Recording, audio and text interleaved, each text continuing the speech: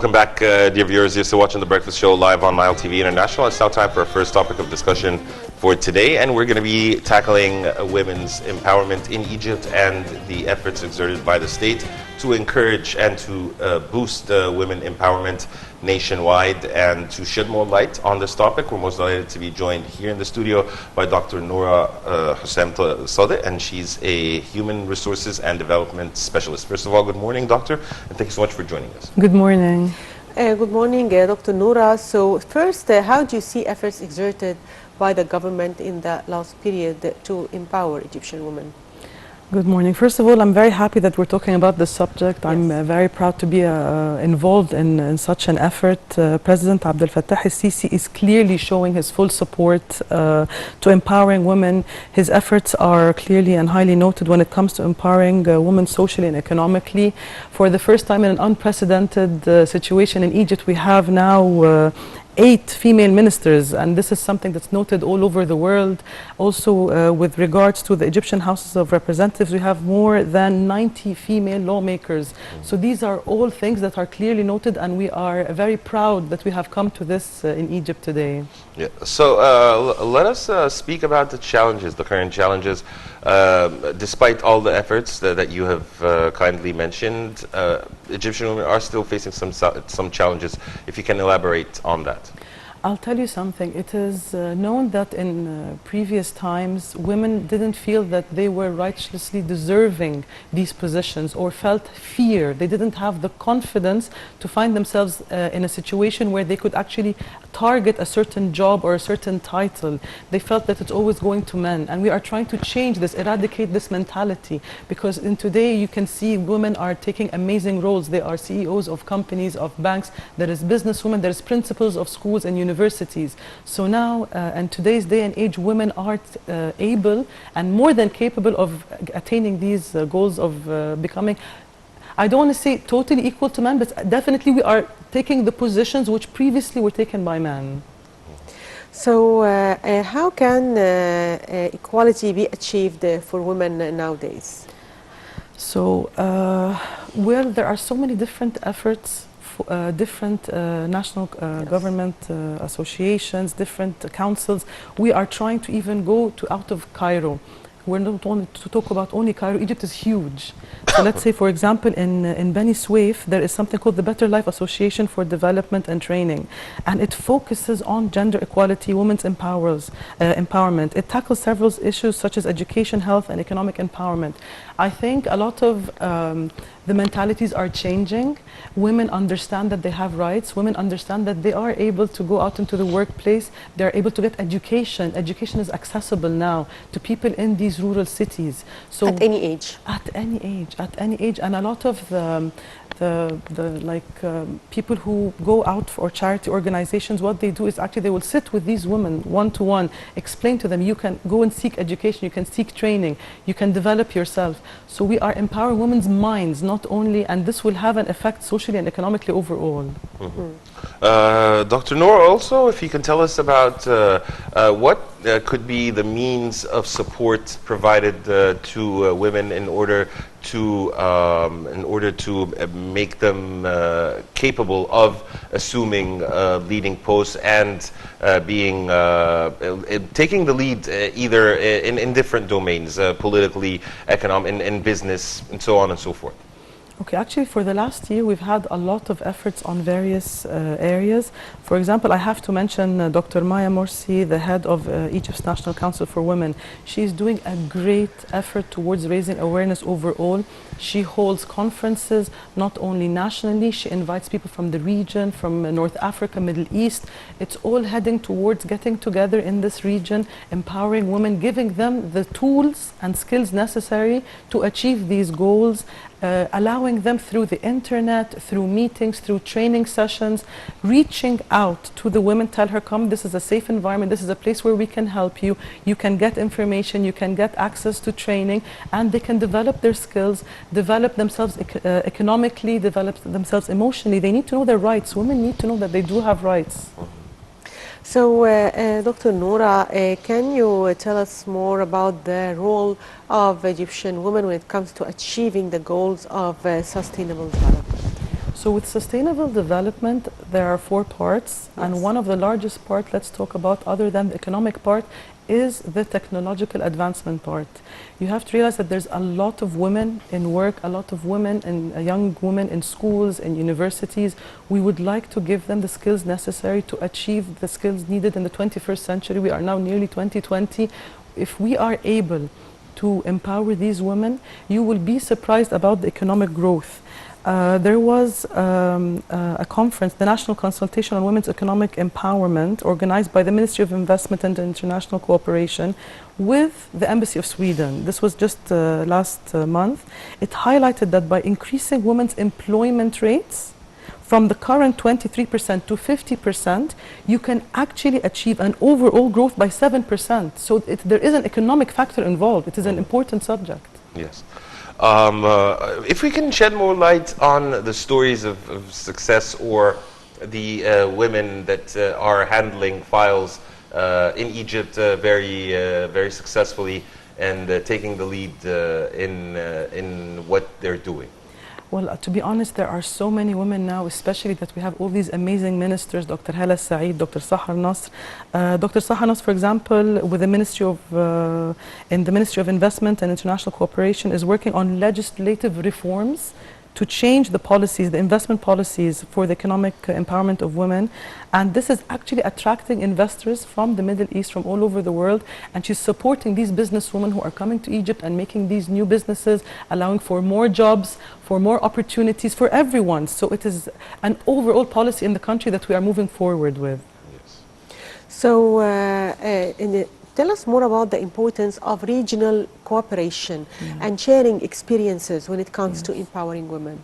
Well, definitely, because we are not alone. We are part of this region. We are part of North Africa, the Middle East, and we have realized that we all have the same concerns. It is a mentality that needs to be changed, and now that companies, now that governments are realizing the economic power behind empowering women and this equality, they are realizing the importance of it. So we have a lot of conferences that have been happening over the summer, especially this year.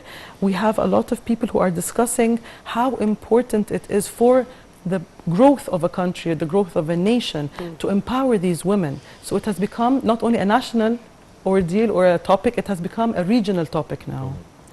Doctor, picking on what you just said, you've said that as a recommendation of a national consultation meeting that was held recently, empowering women would definitely have a positive impact on the economy and in the country overall. So what are the means, or how do you raise awareness amongst women to empower them and give them an idea about how the impact that they can make or the change that they can make if they, given that they're empowered and of course. Basically, with let's say with Dr. Maya Morsi and what she's doing at the moment with the National Council for Women, is that we offer free training. We go to the outside of, we don't look at only Greater Cairo and Giza. We go into different cities outside.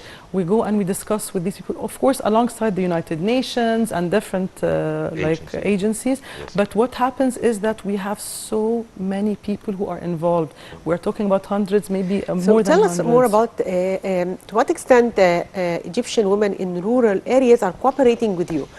Are they willing to learn? Are they willing to start their own maybe project, small and medium enterprises? So tell us more. Are they willing to cooperate with you? Or you make more efforts to convince them to join business life? I will tell you very honestly, from what I have seen personally, is that they are actually so excited and ready. Yes. You have so many of these powerful Egyptian women in the countryside, okay, and they have ideas for small businesses. And a lot of the policies and regulations now with SMEs and lending money through the banks, the policies in Egypt are changing. So they're actually heading more towards lending money to women, to SMEs in the rural areas, to help them with the small projects. And if you see one success story, you know how it is in Egypt. When there is one success story, the whole city or town will start talking about it. So she becomes the role model. Look what this person has achieved. I want to do the same. Yes. We're airing now some pictures of the president honoring Egyptian women. Either they were mothers of martyrs who sacrificed their lives for the sake of the country, or they're leading women. How significant is that the president himself is encouraging or empowering women? How do you see this as a gesture of support by the head of state to all the Egyptian women? I truly and honorably believe that, honestly, that when the President Sisi himself takes the time to make this effort, we feel close to him. We feel that he truly cares. It is not just a governmental policy, it's not just economic policy, there is also psychological factors. Women need to feel safe. And they will feel safe when the leader, our President Sisi, is taking care of us. He is taking care of us through policies. He's taking care of us through change and making the effort to highlight such events as we are seeing now on the screen. These events make a lot of difference to families, to these simple families who have lost a family member, and they feel that they're being taken care of. It is very important. It's very, very important. So, Dr. Nora, if we talk about eradicating illiteracy of Egyptian women in Egypt and how successful it is. Well, actually, at the moment we have, we are aiming to completely eradicate illiteracy within the next 3 years. What has happened is that we are going to schools, to teachers. And there are a lot of people who are actually joining us completely for free, donating their time, donating their efforts to actually teaching others. And there are some policies where we're asking one teacher to teach at least 8 people in certain cities. So there are policies that are changing the illiteracy rate because we want to really eradicate it within the next 3 years. And believe me, there are so many NGOs involved, there are so many women who believe in this, there are so many companies who believe in this, and we have a lot of support from the government and from the president for this. Yes. Also, if you can elaborate on the steps taken towards sustainable development. Okay, with sustainable development, it is hopefully our aim for the year 2030. The whole policies are targeting towards this, where it's about environment, it's about technology, it is about education, and of course, the justified living. So basically, if you think about it, women are going to be a part of it because in order to achieve sustainable development, you need to have growth. And as I mentioned earlier, once women are going to be involved and they're going to be more hired like through jobs, you are going to have this increase in overall development. So women are essential part to achieving the success of this. So tell us more about your opinion regarding initiatives launched by the government to protect the health of Egyptian women. To be very honest, we are very proud of our previous efforts with the Virus C campaign, the Hepatitis C campaign. It was one of the most successful in Egypt has ever seen. And it has been noted by the UN, it has been noted all over the world. These efforts have not gone unnoticed, like everybody's talking about it. So now, in October, it is actually Breast Cancer Awareness Month.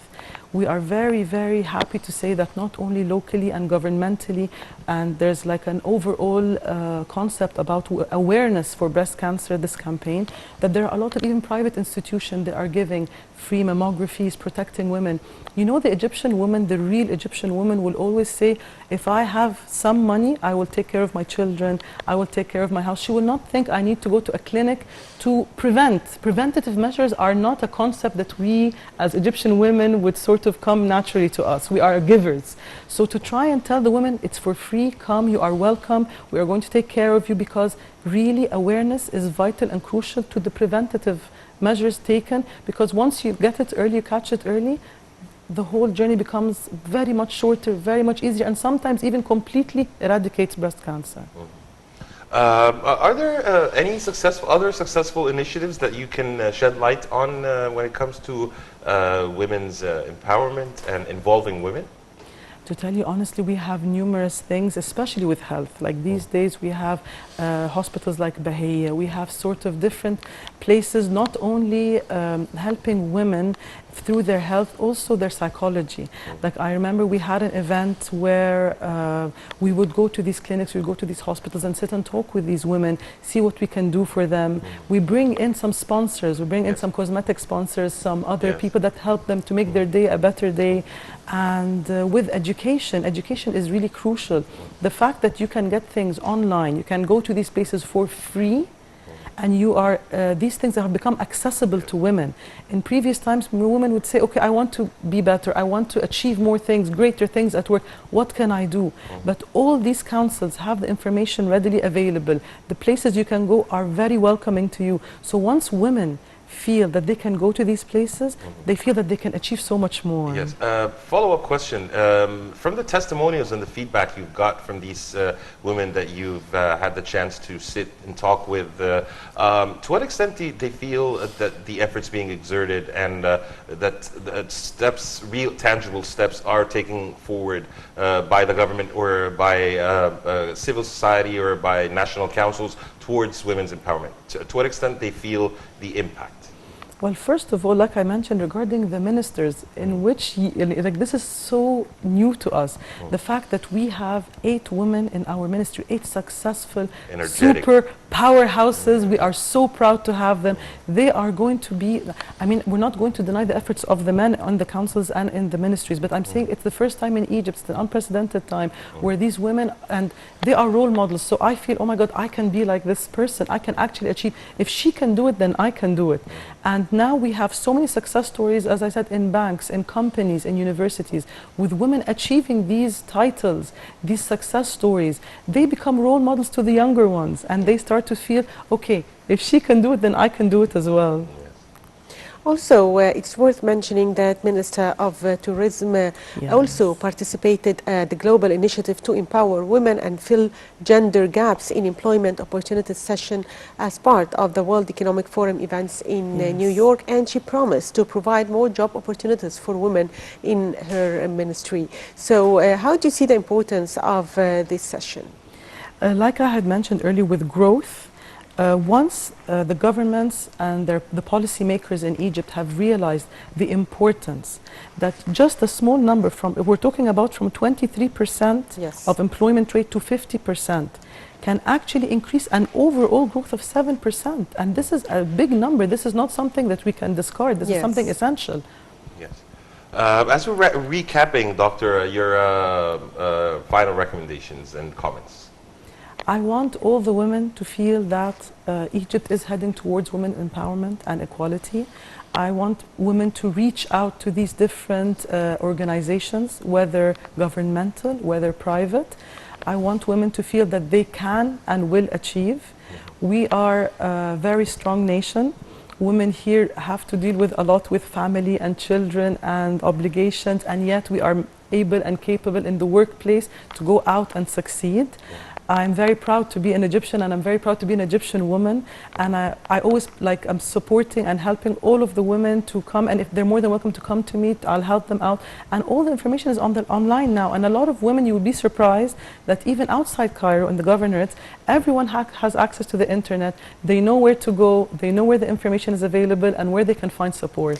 So finally, I'd like to thank you, Dr. Nora Hussein Sadek, Human Resources and Development Specialist. Thank you for being with us. Thank you very much. Thank you so much for your insights, and thank you so much for being with us on The Breakfast Show. Thank you very much.